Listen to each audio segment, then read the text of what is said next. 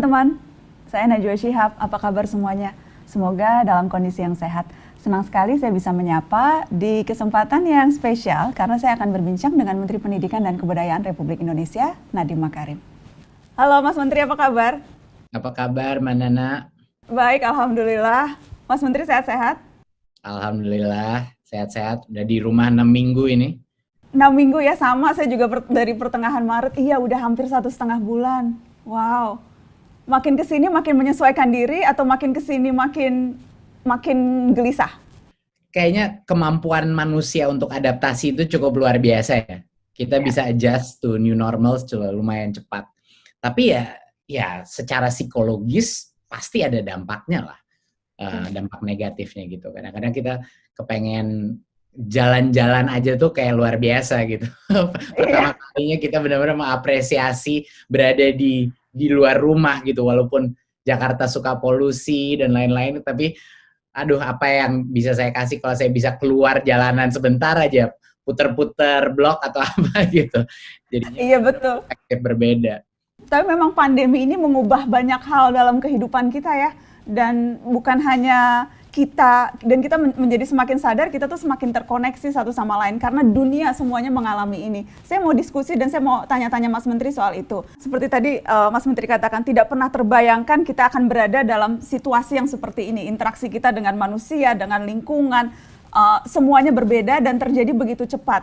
Apa tantangan terbesar yang Anda rasakan saat ini dari berbagai perubahan yang drastis ini? Saya tantangan terutama adalah selalu menggunakan akal sehat dalam memfilter informasi.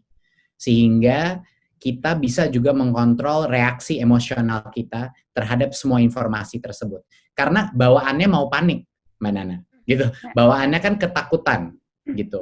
Dan itu mungkin yang merupakan tantangan utama adalah untuk tidak lose control, untuk menjaga akal sehat dan hanya fokus kepada apa yang bisa kita lakukan saat ini gitu.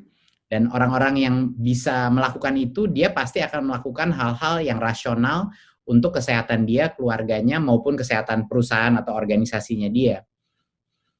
Tapi bagi yang panik atau reaktif, itu akan kemana-mana saya rasa, dan menjadikan pola pikir yang tidak sehat.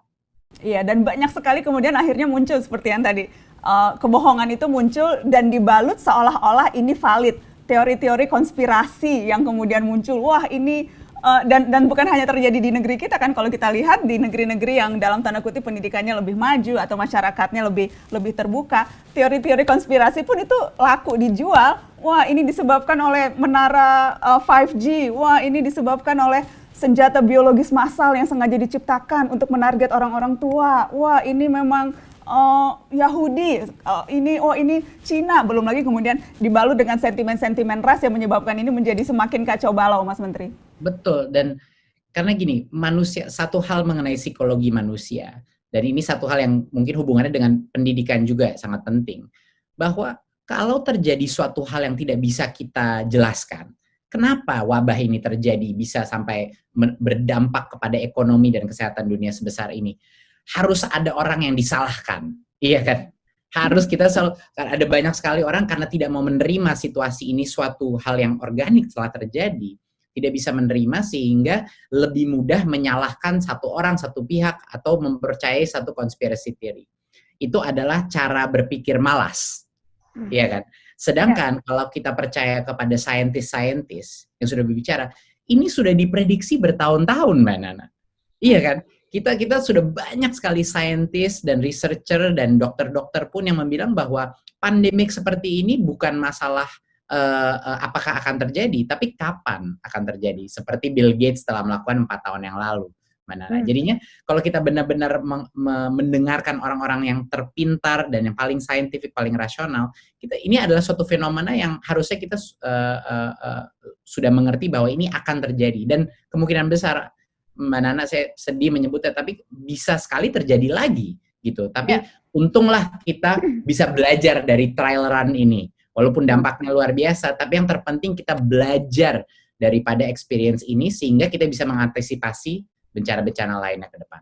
Kuncinya di situ, bisa belajar. Seperti topik kita malam ini, bagaimana kita bisa belajar dari pandemi ini. Tapi sebelum masuk ke sana, saya tertarik ketika tadi Mas Menteri menyebut Bill Gates, karena ada artikelnya juga menarik.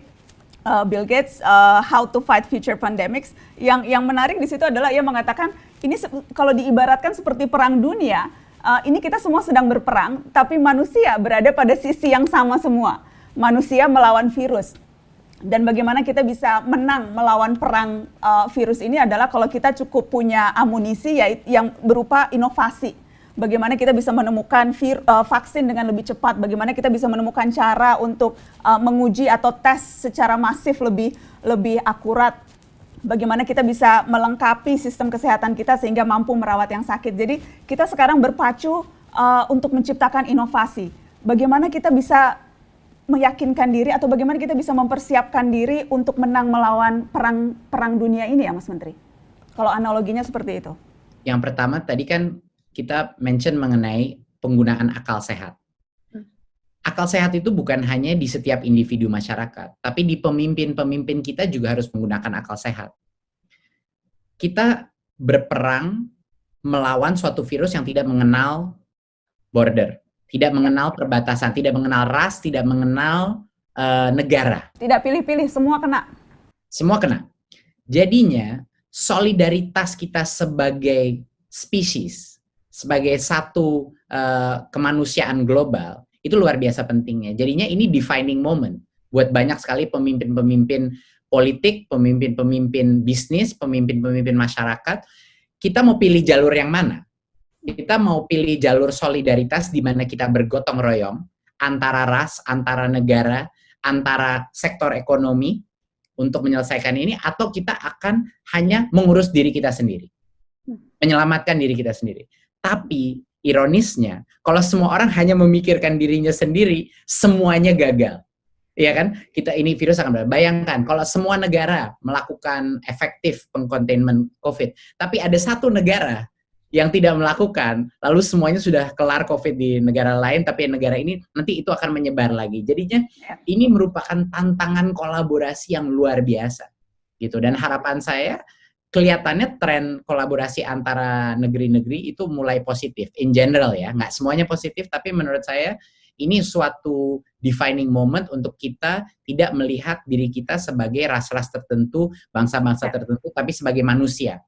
Mungkin saja ini akan jadi krisis terbesar yang dialami generasi kita ya Mas Menteri. This is our defining moment. Ini momen-momen di mana keputusan yang akan kita ambil sekarang, keputusan yang akan diambil oleh pemimpin-pemimpin kita nanti, itu bukan hanya berpengaruh sekarang, tapi juga akan membentuk dunia ke depan seperti apa. Jadi ada banyak sekali yang dipertaruhkan dalam minggu-minggu ini.